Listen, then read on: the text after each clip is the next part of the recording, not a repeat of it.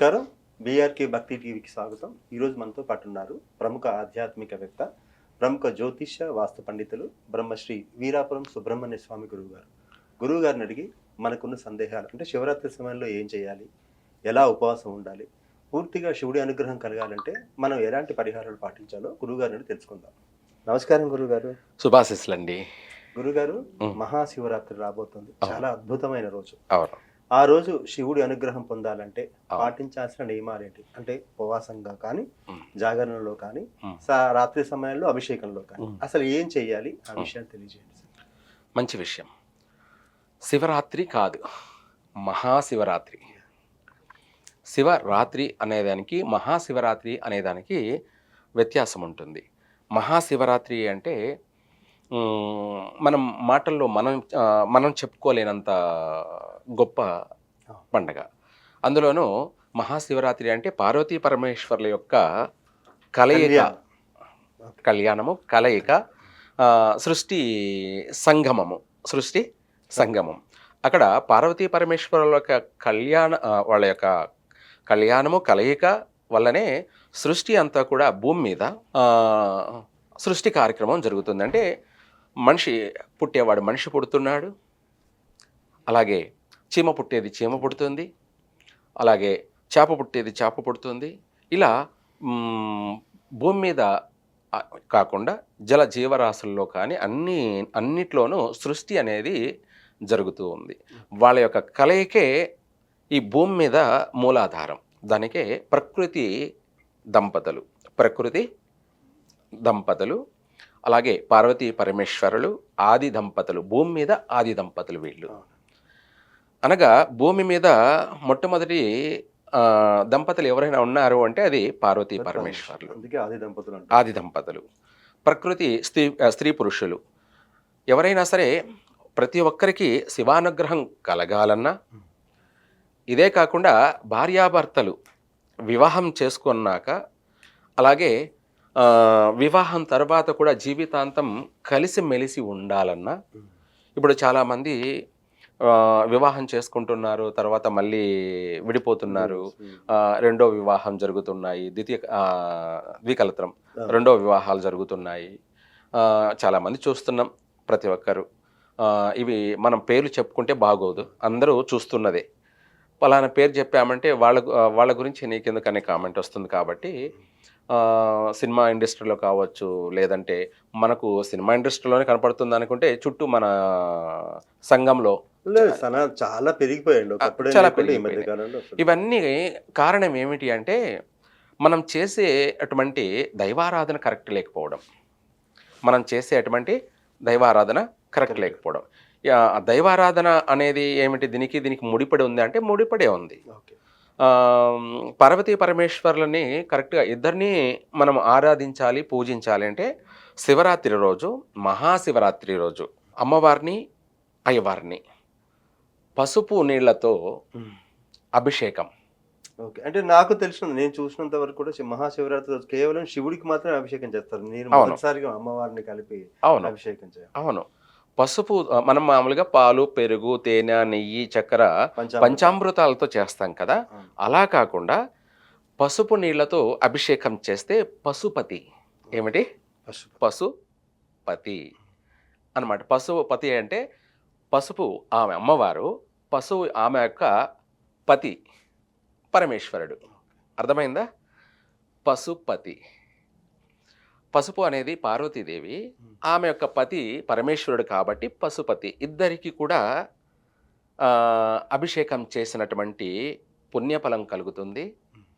అలాగే పార్వతీ పరమేశ్వరుల ఇద్దరిని కూడా ఆ రోజు ఆరాధించినట్టు, పూజించినంత పుణ్యం కలుగుతుంది. అర్ధనారీశ్వరులు అంటాం కదా, అంటే ఇద్దరు సరి సమానము, సరి సగము.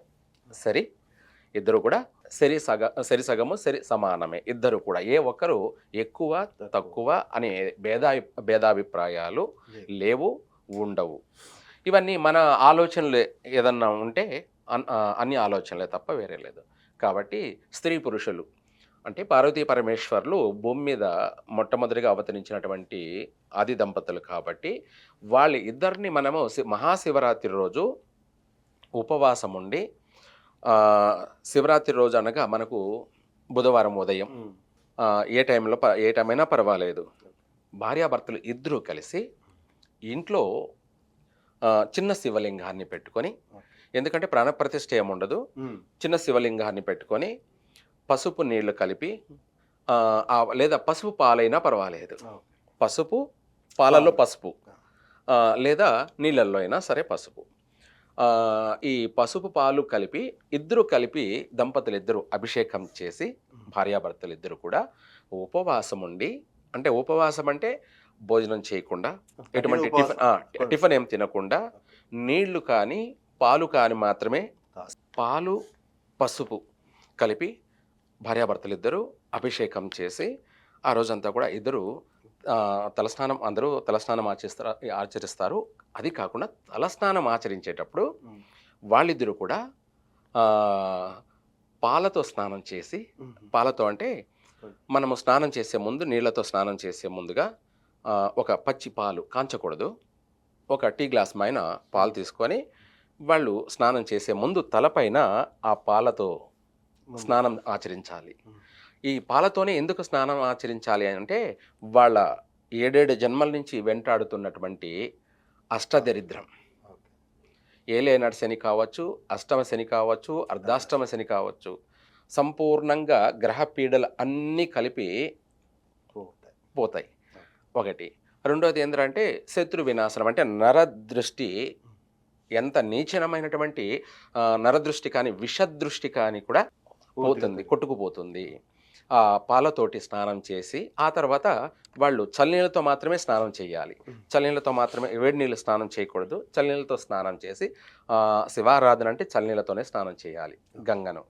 అలాగే స్నానం ఆచరించిన తర్వాత నూతన వస్త్రాలు కట్టుకొని వాళ్ళిద్దరూ కలిసి ఆమెన ముందుగా ఉదకాన్ని 3 సార్లు ఓం శివాయ స్వాహ, ఓం శంకరాయ స్వాహ, ఓం శాంతాయ స్వాహ అని చెప్పేసి ఈ 3 మంత్రాలతోటి వాళ్ళు నీటిని ఉదకాన్ని స్వీకరిస్తే వాళ్ళ గర్భం కూడా శుద్ధి అయిపోతుంది. అంటే ఇప్పుడు మనం పైకి మాత్రమే అందంగా శుభ్రంగా ఉన్నాము, మన కడుపులో ఉన్నటువంటి మన గర్భంలో ఉన్నటువంటి మన సర్వేంద్రియాల్లో ఉన్నటువంటి దుర్వాసన ఎక్కడ పోవాలి. అందుకనేసి ఈ మంత్రంతో ఆచమనం చేసుకొని చేతులు శుభ్రపరచుకొని ఆ తర్వాత వాళ్ళు అభిషేకం చేసుకోవాలి. ఓం నమ శివాయ అని చెప్పేసి ఇదే చాలు, పంచాక్షరి. ఇంకా మిగతా అంతా అవసరం లేదు. మామూలుగా మనకు ఎందుకంటే తెలియని మంత్రోచ్చారణ వద్దు కాబట్టి వీలైనంత వరకు ఒకవేళ చేయించుకోగలిగితే పండితుడిని, అంటే పూజారి గారిని పిలుచుకొని అలాగే రుద్రాభిషేకమైన చేసుకోవచ్చు వాళ్ళ స్తోమతను బట్టి. అలా చేయలేని పక్షాన వీళ్ళే చేసుకోవచ్చు ప్రశాంతంగా. నీళ్ళల్లో పసుపు కలిపైనా సరే లేదా పాలల్లో పసుపు కలిపి ఆ పశుపతికి అభిషేకం చేసినట్టు అయితే ఆ దాంపత్య జీవితం ఎల్లకాలము చిరకాలము చక్కగా అన్యోన్య దాంపత్య జీవితము, వాళ్ళ కాపురం 3 పూలు 6 కాయల్లా చక్కని కాపురం సాగుతుంది. అలాగే మళ్ళీ రాత్రి సాయంత్రం సమయంలో అర్ధనారీశ్వరునిగా అలంకరణ చేసుకొని, అర్ధనారీశ్వరునిగా అంటే ఒక పక్కన సగం మాత్రం ఆ లింగానికి చందనము లేదా గంధము కానీ లేదంటే పసుపు అయినా పర్వాలేదు, ఒక పక్క సగభాగము విభూది. అంటే ఆ రోజున ఆ పశుపతిని, అంటే అర్ధనారీశ్వరులని పశుపతిని పూజించడం, ఆరాధించడం, అంటే స్త్రీ పురుషులు ఇద్దరిని కూడా గౌరవించడం, ప్రేమించడం, ఆరాధించడం, పూజించడం. ఆ ఇద్దరికి మనం ఆ రాత్రి పూలతోటి, విశేషమైనటువంటి పూలతోటి మినిమం 108 పూలు తీసుకొని అష్టోత్తరాన్ని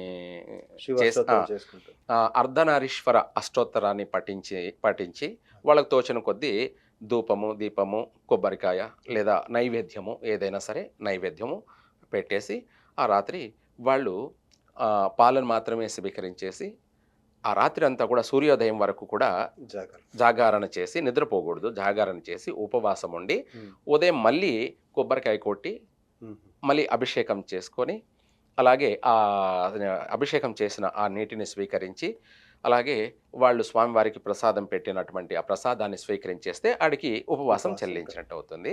అలా చేసినట్టు అయితే నూతన దంపతులు కావచ్చు లేదంటే ఎవరైనా కానీ దాంపత్య జీవితం అనేది, భార్యాభర్తల యొక్క బంధం అనేది చిరకాలం బలపడి ఉంటుంది.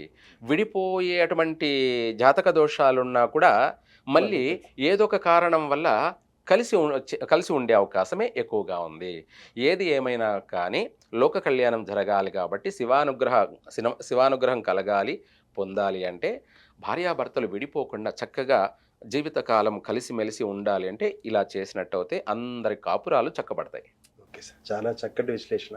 అంటే ప్రస్తుతం ఈ సమాజంలో పెళ్ళైన తర్వాత విడాకులు ఎక్కువ అవుతున్నాయి. అవును. అలాంటివన్నీ తగ్గాలంటే అవును. భార్యాభర్తలు అన్యోన్యంగా ఉండాలంటే ఉండాలంటే శివరాత్రి రోజు చాలా చక్కటి పరిహారం తెలియజేశారు సార్. ధన్యవాదాలు. సర్వే జన సుఖినో భవంతు.